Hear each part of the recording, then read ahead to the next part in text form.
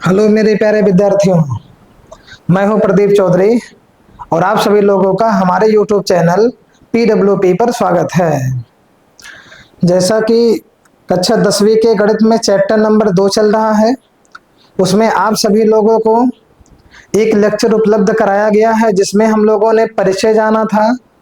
परिचय में बहुपद क्या होता है, बहुपद के प्रकार, चर राशियां, अचर राशियां, बहुपद के जितने प्रकार थे उन सभी का एक एक जितना डेफिनेशन था सभी को हम लोगों ने जान लिया था। अब हम लोग आज की नई कड़ी में उसी इंट्रोडक्शन के वीडियो में ही इंट्रोडक्शन का ही टॉपिक ये चल रहा है। आज ये दूसरा टॉपिक होगा और आज जितना भी इंट्रोडक्शन बताया जाएगा इस चैप्टर का पूरा मतलब समापन हो जाएगा इस इंट्रोडक्शन से। और जब आप पूरे परिचय को अच्छे तरीके से जान लेंगे तो आपको इसके बाद में एग्जाम्पल के बाद में एक्सरसाइज में आए हुए सभी प्रश्नों का हल कराया जाएगा। तो चलिए हम लोग आज देखेंगे, हेडिंग दिया गया है बहुपदों के शून्यकों का ज्यामितीय अर्थ है। बहुपद का शून्यक निकालने का जो तरीका है वह गुणनखंड विधि भी है और ये तरीका अभी आगे आपको बताया जाएगा। लेकिन बहुपद का शून्यक निकालने का एक दूसरा तरीका ये है ज्यामिति विधि। और ज्यामिति विधि में आप देखेंगे कि एक्स अक्ष बना रहेगा, ऐसे एक्स अक्ष होगा, वाई अक्ष बना रहेगा आपका। इसमें चाहे पी एक्स के लिए आपको निकालना पड़ेगा शून्यक या फिर पी वाई के लिए। तो यहाँ पर एक्स अक्ष के लिए यदि कहा गया है पी एक्स के शून्यकों की संख्या बताइए, तो ऐसी स्थिति में देखेंगे ग्राफ खींचा जाएगा और वह ग्राफ एक्स अक्ष को कितने बिंदुओं पर काटेगा। वाई के लिए यदि कहा गया है तो वाई अक्ष पर देखेंगे जो ग्राफ खींचा गया है वह कितने बिंदुओं पर काट रहा है। इन सब की व्याख्या हम लोग जानेंगे। तो इसका मतलब यहाँ पर निकल रहा है कि जो भी एक्स अक्ष और वाई अक्ष है इस पर जितने भी बिंदुओं पर ग्राफ कट करेगा, जितने भी बिंदुओं पर ग्राफ काटेगा उतनी संख्या के रूप में शून्यकों की संख्या वहां से प्राप्त होगी। अर्थात आप ये कह सकते हैं कि कहीं भी यदि ग्राफ जो है एक्स अक्ष को जितने बिंदु पर काटे अथवा वाई अक्ष पर जितने बिंदुओं को काटे उन्हीं बिंदुओं की संख्या गिन लेंगे और जितने बिंदुओं की संख्या आएगी वही शून्यकों की संख्या कहलाएगा। तो इसके लिए हम लोग ये कह सकते हैं कि एक बहुपद के शून्यकों की संख्या, एक बहुपद के शून्यकों की संख्या, शून्यकों की संख्या, चलिए क्या लिखा गया, एक बहुपद के शून्यकों की संख्या ग्राफ में एक्स अक्ष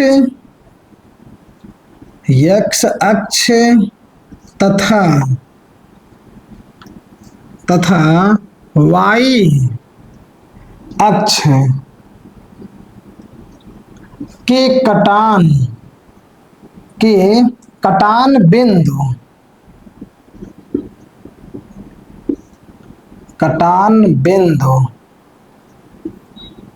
की संख्या, कटान बिंदु की संख्या के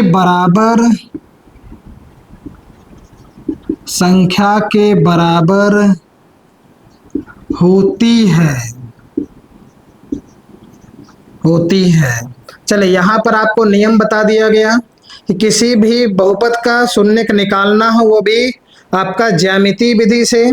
ऐसी स्थिति में आप उस ग्राफ में देखिए एक्स अक्ष पर जो एक्स अक्ष खींचा जाएगा उस पर ग्राफ कितने बिंदुओं पर काटा है, या फिर वाई अक्ष पर आप देख लीजिए जब वाई अक्ष के लिए कहा जाएगा। इस स्थिति में अब यहाँ पर चलिए एग्जाम्पल को एक समझ लेते हैं जिससे पूरा कॉन्सेप्ट क्लियर हो जाए। कहीं पर मान लीजिए ऐसा दिया गया है कि y बराबर पी एक्स दिया है और ऐसे ग्राफ कहीं पर बना दिया जाए, ये आपका x अक्ष है और ये आपका जो है y अक्ष हो जाएगा। और जब y बराबर पी एक्स ये बहुपद दिया गया और कह दिया जाए बताइए निम्न चित्र को देख करके बताइए कि यह कितने बिंदुओं पर अक्ष को काटेगा, अर्थात पी अक्ष के शून्यकों की संख्या बताइए। तो आप यहाँ पर ऐसे ग्राफ, चलिए इनको ऐसे हमने बना दिया। अब ये आपका क्वेश्चन दिया गया है और इसको देख करके आपको पी एक्स के शून्यकों की संख्या बतानी है। तो पी एक्स के शून्यकों की संख्या जब भी आपको बतानी हो तो आप देखिए जो ग्राफ है वह एक्स अक्ष को कितने बिंदुओं पर काटता है। तो यहाँ पर आप देखेंगे 1 2 एक्स अक्ष, क्योंकि यही तो है, ऊपर वाला वाई अक्ष हो जाएगा। तो यहाँ गिनेंगे 1 2 3 4, अर्थात हम लोग ये कहेंगे शून्यकों की संख्या बराबर हो जाएगा 4। यदि आपने इसको ठीक से समझ लिया है तब आपका जो पहला एक्सरसाइज होगा वह एकदम से आसान होगा, आप उसे देखते ही तुरंत ही सॉल्व कर लेंगे। तो उम्मीद है आप समझ पाए होंगे। ऐसे ही ये मान लीजिए x बराबर पी वाई दे दे, यदि कहीं पर ऐसे लिख दिया जाए x बराबर पी वाई, इसका मतलब है ये y अक्ष के लिए शून्यकों की संख्या पूछता है। तो मान लीजिए ऐसे एक एग्जाम्पल ले लिया जाए, यहाँ पे ये आपका हो जाएगा x अक्ष और जो आपका इधर है ये y अक्ष कहलाएगा। अब हम लोग यहाँ देखेंगे ऐसे, अभी जरूरी नहीं यहाँ तक ही लाएं, आप यहीं पर ऐसे छोड़ दीजिए। अब इसमें जब ये पी वाई के शून्यकों की संख्या पूछा है तो इसका मतलब हमें y अक्ष पर देखना पड़ेगा ग्राफ ने कितने बिंदुओं पर कट किया है। तो आप यहाँ ध्यान से देखेंगे y अक्ष ये है, इसके ये पहला बिंदु है, दूसरा बिंदु ये तीसरा, इसके 3 बिंदुओं पर ये ग्राफ कट रहा है, अर्थात हम लोग ये कहेंगे शून्यकों की संख्या बराबर हो जाएगा 3। शून्यकों की संख्या बराबर यहाँ मिलेगा 3। उम्मीद है आप लोग इसे समझ पाए होंगे अच्छे तरीके से। चलिए आप लोग इसे स्क्रीनशॉट ले लें, उसके बाद हम लोग अगले हेडिंग पर चलेंगे। चलिए आप लोग ले चुके होंगे। अब अगला आपको जानना है कि जो ये द्विघात बहुपद होता है, द्विघात बहुपद में शून्यक भी होते हैं और द्विघात बहुपद में उनके गुणांक भी होते हैं। अब उन्हीं के लिए आपको संबंध प्राप्त करना है। तो हेडिंग हो जाएगा आपका द्विघात बहुपदों, द्विघात बहुपदों के शून्यकों, द्विघात बहुपदों के शून्यकों और गुणांकों में संबंध, और गुणांकों में संबंध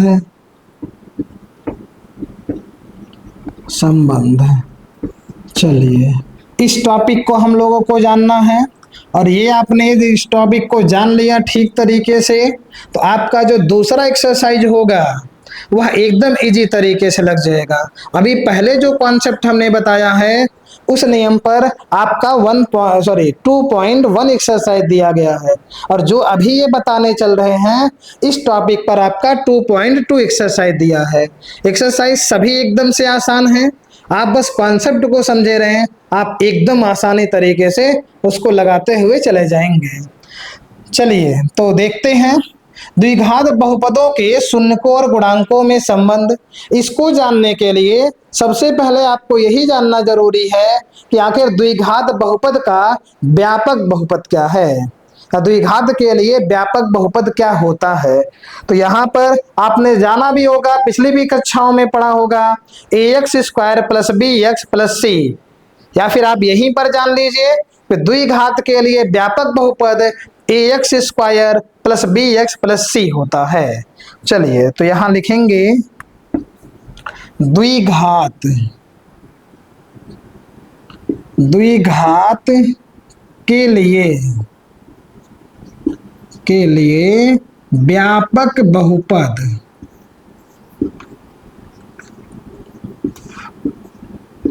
व्यापक बहुपद ये होता है आपका ax² plus b x plus c.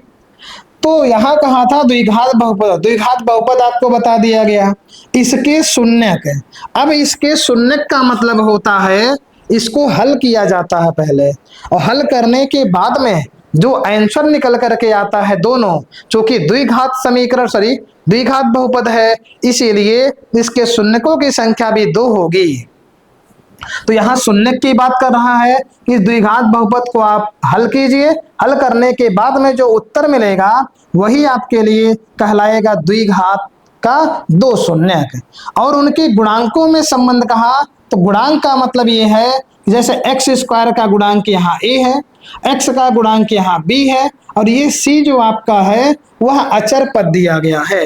तो ऐसी स्थिति में हम लोगों को सबसे पहले जानना यही जरूरी है कि द्विघात के लिए व्यापक बहुपद क्या होता है। तो आपको पता चल गया ax square plus b x plus c यही द्विघात का व्यापक बहुपद है। अब यहां पर आप देखेंगे इसके लिए मान लिया जाए, चलिए एक लाइन और लिख लेते हैं, माना बहुपद px बराबर, इसको px के बराबर मान लिए हैं ax square plus b x plus c, ax square plus b x plus c. द्विघात बहुपद कब होगा आपको पिछले वाले वीडियो में परिचय में बता दिए हैं कि ऐसा बहुपद जिसके चर राशि की अधिकतम घात 2 होती है उसे हम लोग कहते हैं द्विघात बहुपद। अब इसमें यदि आप देखेंगे कि यदि हम एक्स स्क्वायर का गुणांक जो है शून्य कर दें तो क्या यह द्विघात बहुपद कहलाएगा? तो कहेंगे नहीं। इसके लिए एक कंडीशन आप याद रखिएगा, अर्थात a is not equal to 0, अर्थात a का गुणा जो मान है वह कभी भी शून्य नहीं होना चाहिए।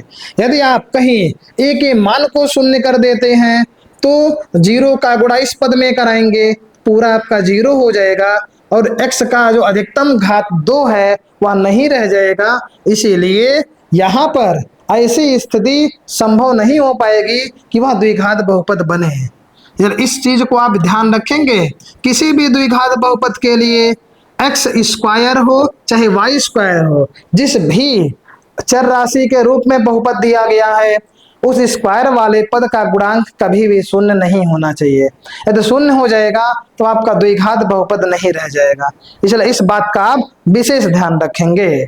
तो यहाँ पर आपको बता दिया गया a का मान 0 के बराबर नहीं होना चाहिए। अब इसी के लिए 2 मूल मान लेते हैं अल्फा और बीटा। तो माना बहुपद px बराबर इतना कॉमा ये कंडीशन है कि दो गुणनखंड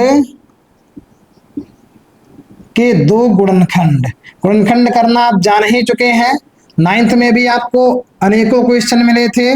गुणनखंड या फिर आप ये कह दीजिए शून्य, 2 शून्यक, क्योंकि हम लोगों को शून्यकों में संबंध निकालना है। 2 शून्यक अल्फा व बीटा हैं।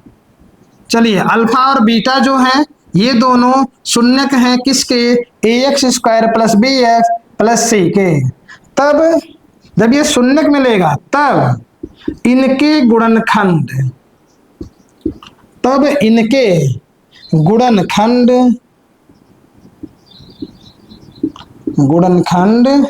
अब ध्यान दीजिएगा, यदि कोई भी मान जैसे x बराबर कहीं 3 मिल गया, अर्थात x का शून्यक 3 है, तो ये जो 3 आया है यदि इसको हम पक्षांतर करेंगे तो आएगा x माइनस 3, और जो यही पक्षांतर करने के बाद ये आपका मिला है यही गुणनखंड कहलाता है। अर्थात शून्यकों को गुणनखंड में बदल दिया जाएगा। अर्थात इसका मतलब है x का एक मान मिला था अल्फा, तो जब x बराबर आपको मिला है अल्फा तो यहां से मिलेगा x माइनस अल्फा। ऐसे ही दूसरा शून्यक मिला था x बराबर बीटा, तो यहां पर मिलेगा x माइनस बीटा। तो एक गुणनखंड ये होगा, दूसरा गुणनखंड ये होगा। ये आपका शून्यक के लिए है x बराबर अल्फा, तो यहां पर सॉल्व कर लेंगे पक्षांतर करके, ये आपका जो है ये गुणनखंड बन जाएगा। ऐसे इस दूसरे वाले के लिए भी है।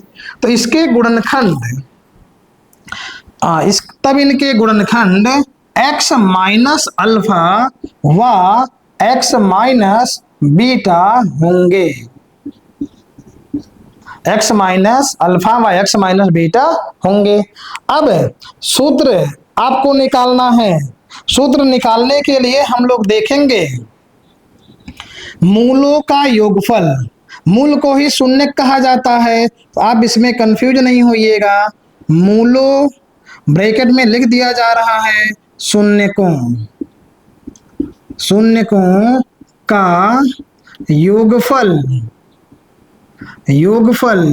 बराबर होता है माइनस बी का गुणांक, माइनस एक्स का गुणांक बटे में एक्स स्क्वायर का गुणांक, एक्स का गुणांक बटे में एक्स स्क्वायर का गुणांक है।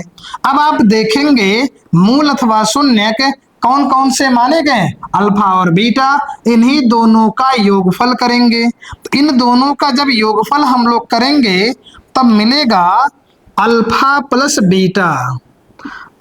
प्लस बीटा बराबर माइनस चिन्ह ऐसे लगेगा। x का गुणांक निकालना है। x का गुणांक कहां से निकलेगा, जहां पर द्विघात बहुपद दिया गया है। तो यहाँ आप x का गुणांक देखेंगे b है, यहाँ माइनस यहां से लगा है नियम से, और x का जो गुणांक है वो b हो जाएगा बटे में एक्स स्क्वायर का गुणांक जो है ए हो जाएगा। अर्थात फार्मूला एक आपको मिल गया, अल्फा प्लस बीटा बराबर माइनस बी बटे में ए। चलिए अब इसके बाद में गुणनफल के लिए हम लोग चलते हैं। मिलेगा मूलों या फिर आप कह दीजिए शून्यकों का गुणनफल। इसका सूत्र होता है अचर पद बटे में एक्स स्क्वायर का गुणांक, अचर पद बटे में एक्स स्क्वायर का गुणांक है। अब आप शून्यकों का गुणनफल देखेंगे। शून्य का आपको मिले हैं पहले से अल्फा और बीटा, इन्हीं दोनों का गुणा कराएंगे, कहलाएगा अल्फा इंटू बीटा। अर्थात आप ये कहेंगे यहां से अल्फा इंटू बीटा बराबर अचर पद आप देखिए यहाँ c है बटे में एक्स स्क्वायर का गुणांक ए दिया गया है, तो अल्फा इंटू बीटा बराबर आपको मिलेगा c बाई ए। ये आपका जो है शून्यकों और गुणांकों में संबंध था। और यही दो टॉपिक ऐसे हैं जो अभी बताया गया, एक टॉपिक एक पिछला, आपको एकदम बढ़िया तरीके से आ गया है। और आपने पिछला इंट्रोडक्शन वीडियो देख लिया है, एक्सरसाइज और एग्जाम्पल में ये एकदम से क्लियर तरीके से कह रहे हैं। आपको ऐसा कोई क्वेश्चन नहीं मिलेगा जो आप हल ना कर पाए। सभी क्वेश्चनों को आप एकदम बढ़िया तरीके से हल कर लेंगे। तो आप लोग इसका क्या करिए, सबसे पहले स्क्रीनशॉट ले लीजिए। चलिए स्क्रीनशॉट आप ले चुके होंगे। अब आगे हम लोग कुछ बीजगणित पर आधारित सर्वसमीकाओं को जानेंगे, और कुछ हद तक सर्वसमीकाएं आपने पढ़ी भी हैं, इसके बावजूद भी हम यहाँ आपको बता दे रहे हैं। जैसे आप नोट कर लीजिएगा, लिख लीजिएगा, कब कहाँ पर कौन सा सूत्र यूज हो जाए कुछ कहा नहीं जा सकता। इसीलिए आपको जो सूत्र अभी सर्वसमीकाओं के लिखाए जा रहे हैं उनको आप अच्छे तरीके से पूरा नोट्स कर लीजिएगा, उन्हें याद भी कर लीजिएगा। आगे वाले जो चैप्टर्स अभी मिलेंगे वहां भी हो सकता हो सूत्र आपका यूज हो जाए। तो यहाँ हेडिंग डाल लीजिएगा कुछ महत्वपूर्ण बीजगणितीय सर्वसमीकाएं। महत्वपूर्ण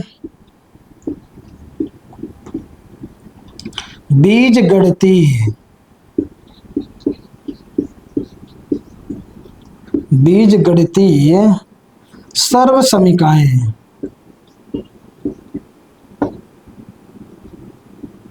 सर्वसमीकाएं। चलिए बीजगणितीय सर्वसमीकाएं, चलिए एक तरफ से लिखना शुरू करिए। पहला होता है a प्लस बी का होल स्क्वायर। कुछ लोगों को याद भी होगा लेकिन फिर भी उसे लिख लेंगे। A square plus B square plus 2ab, या फिर आप कह सकते हैं ए स्क्वायर प्लस 2ab प्लस हो जाएगा बी स्क्वायर। दूसरी सर्व समीका ए माइनस बी का होल स्क्वायर बराबर हो जाएगा a square plus B square minus 2ab, या फिर आप कह सकते हैं ए स्क्वायर माइनस 2ab प्लस हो जाएगा बी स्क्वायर। तीसरी सर्व समीका ए स्क्वायर माइनस बी स्क्वायर बराबर हो जाएगा एक ब्रैकेट में ए प्लस बी, दूसरे ब्रैकेट में ए माइनस बी, या फिर कह सकते हैं एक ब्रैकेट में ए माइनस बी, दूसरे ब्रैकेट में ए प्लस बी हो जाएगा। इसके बाद में चौथा number A square plus B square, ये सूत्र जो है चौथा, ये अधिकतर लोगों को नहीं याद रहता है, इसलिए आप इसे एकदम ध्यान तरीके से याद कर लीजिएगा। चलिए a square plus B square, यहाँ पर जो ये सूत्र है ये होता है ए प्लस बी का होल स्क्वायर माइनस 2ab, या फिर आप कह दीजिए ए माइनस बी का होल स्क्वायर प्लस 2ab। इसके बाद में पांचवा number a plus b plus c का होल स्क्वायर बराबर a square plus B square plus c square plus 2ab plus 2bc plus 2ca। अब कुछ लोग ऐसा भी बताते हैं, कुछ बच्चों को ऐसे भी याद होगा कि a square plus B square plus c square plus 2 bracket में a B plus b c plus c a, अर्थात यहाँ से 2 कॉमन ले लिया जाता है, ये भी सूत्र आपका उसी का है। ये आपके जो हैं स्क्वायर वाले, जितने भी स्क्वायर वाले सर्व समीकाएं हैं ये आपकी हो गई। अब इसके बाद में हम लोग क्यूब वाले पर चलेंगे। जैसे पहला है इसी में क्यूब, मतलब ये सूत्र आपका छठा नंबर, तो ए प्लस बी का होल क्यूब बराबर हो जाएगा ए cube plus b cube plus 3ab कोष्टक में ए प्लस बी। सातवां नंबर ऐसे है ए माइनस बी का होल क्यूब बराबर हो जाएगा ए cube minus B cube minus 3ab कोष्टक में मिलेगा ए माइनस बी। आठवां number a cube plus b cube बराबर हो जाएगा एक ब्रैकेट में ए प्लस बी, दूसरे ब्रैकेट में A square minus A B plus B. नौवां नंबर हो जाएगा ए क्यूब माइनस बी क्यूब बराबर ए माइनस बी, अगले ब्रैकेट में A square plus A B और यहाँ पर प्लस बी स्क्वायर। चलिए 9 हो गया। इसके बाद में 10वां नंबर आपको मिलेगा। 9 तक ये बहुत कंपलसरी रहता है आप लोगों के लिए जानना। अब आप देखेंगे 10वें में तो ये है a cube plus b cube plus c cube minus 3abc बराबर होता है पहले ब्रैकेट में a plus b plus c, दूसरे ब्रैकेट में होता है a square plus B square plus c square minus A b minus b c minus c a. इतनी सर्व समीकाएं आप लोग स्क्रीनशॉट इसका ले लीजिए, इसे अपने कॉपी में भी लिख लीजिएगा अच्छे तरीके से, जिससे कभी भी क्वेश्चन आए तो आप उसका सलूशन कर सकें। आप लोग स्क्रीनशॉट ले चुके होंगे। अब आप लोगों को नेक्स्ट लेक्चर में एक्सरसाइज मिलेगा। एक्सरसाइज जो है पहला वो बहुत छोटा है, इसीलिए उसी लेक्चर में ही हम एग्जाम्पल को भी इंक्लूड कर लेंगे, अर्थात एग्जाम्पल इस दूसरे चैप्टर का और पहला एक्सरसाइज ये दोनों एक ही लेक्चर में आपको देखने को मिलेगा। तो मिलते हैं हम नेक्स्ट क्लास में, तब तक के लिए जय हिंद।